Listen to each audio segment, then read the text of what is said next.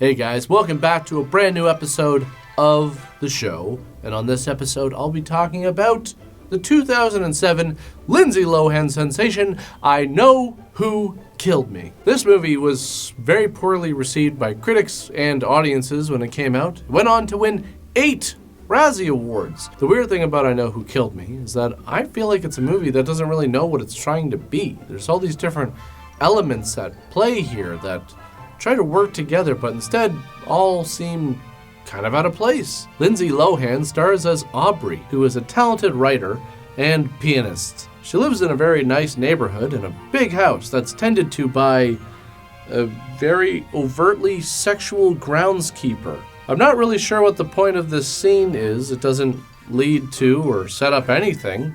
But this movie is filled with symbolism, and this scene is no exception. Now, you may have missed it here, but the tree branch is actually supposed to represent his penis. Not only is wood a slang term for an erection, but the tree branch is hard and cylindrical as an erection or boner might be. So, you see, there's many layers to the symbolism here. It's quite brilliant, really. Anyways, much to the dismay of her piano teacher, Aubrey quits the piano so she can focus on writing and admiring her cat's balls. You'll notice the colors red and blue being highlighted throughout this movie, constantly. You might think that it is going to lead to something or there's some kind of meaning to it, but there's not. Really. So after a football game, Aubrey leaves her friends to go talk to her boyfriend, but there's just too many people in the way. I can't, if only I had some sort of a device, to call them and be like, hey, turn around. No, it's too bad. Remember, this movie came out in 2007. And as we all know, Alexander Graham Bell invented the telephone in 2008. So it was like right before that. It's too bad. Anyways, she ends up being abducted by a serial killer. But who could it be? The killer really loves blue, obviously. Gags her with a blue rag. There's blue glass on the table. Uses blue torture tools. Hey, that's a blue bottle. Holy shit, maybe it's her boyfriend. He gave her a blue rose. Or maybe it was the football team. They're all wearing blue. Or maybe the cheerleaders. Or these people. Or her. Or him. Anyways, they report her missing, and the cops come over. Holy shit, he's wearing blue gloves, just like the killer. Maybe it's him, or her, or even, oh my god. So the killer starts torturing her with dry ice and blue glass. No, you can't do that. That's her piano hand. Anyways, some lady finds Aubrey in a ditch, and she wakes up in the hospital with an amputated hand and foot and keeps telling everyone that she's not Aubrey.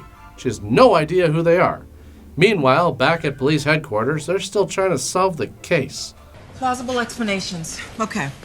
Number 1, he was done with her. He left her on the side of the road to die. But he didn't count on her will to live. Ah yes, the one thing that serial killers can't prepare for, the will to live. Aubrey claims that she's actually a stripper named Dakota Moss and tells her story. This is where we get the stripper sequence, which lasts a pretty decent length of time, and I'll just be honest, this is probably the most entertaining part of the movie for me. And not because she's taking her clothes off, okay? It's because I appreciate the showmanship.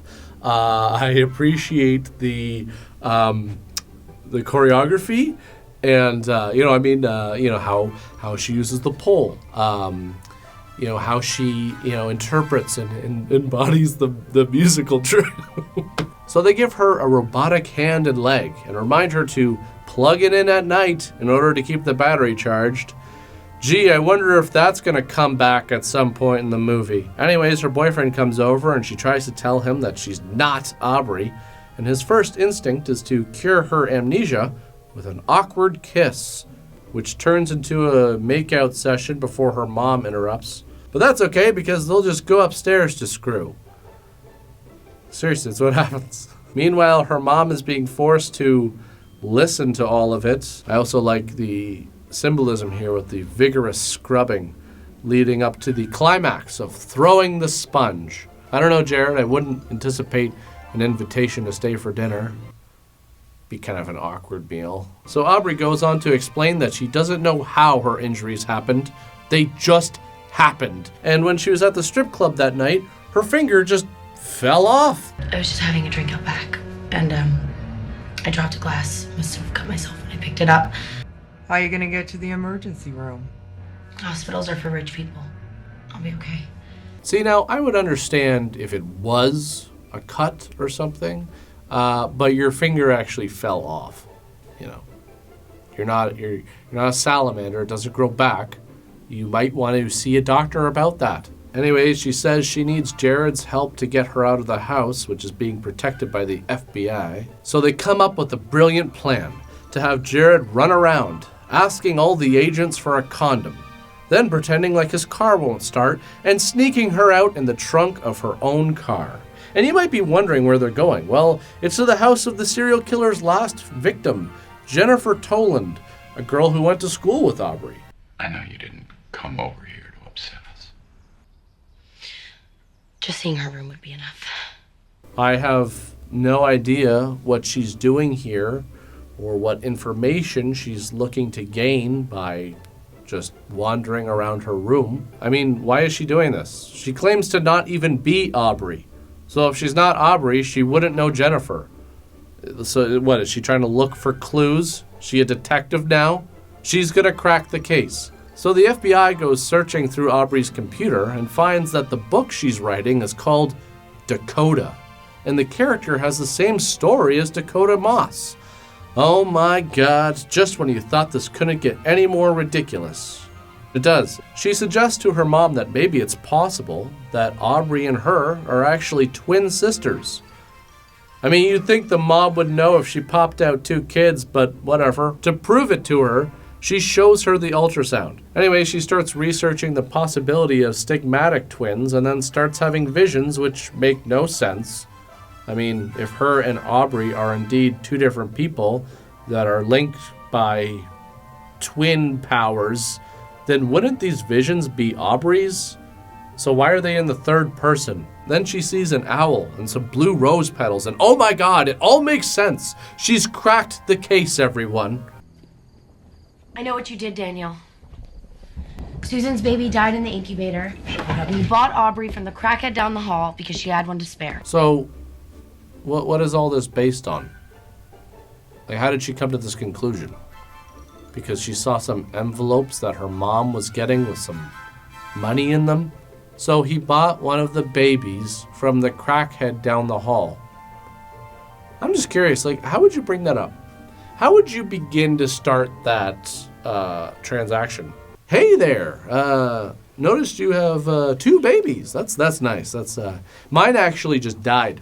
So kind of sucks, but just gonna throw it out there. I got $50 burning a hole in my pocket, and I'm thinking maybe there's a way that we can work something out where we both walk out of here with something. You know, I get a baby, and you get some money for crack. Well, apparently it's all true. This is Dakota Moss.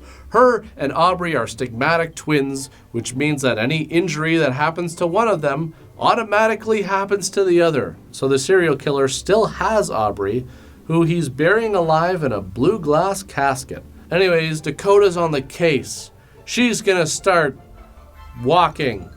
Better hurry, Dakota, your leg is running low on power. So she ends up in a graveyard for whatever reason, finds Jennifer Toland's grave and a blue ribbon on it, left by someone named Douglas. Oh my God, he must be the killer for some reason. I mean, didn't you know that? People who leave ribbons on other people's headstones are killed them. It's common practice for serial killers, you know. Just to be like, hey, good effort. Good effort fighting back. You're a challenging kill, I'll give you that. But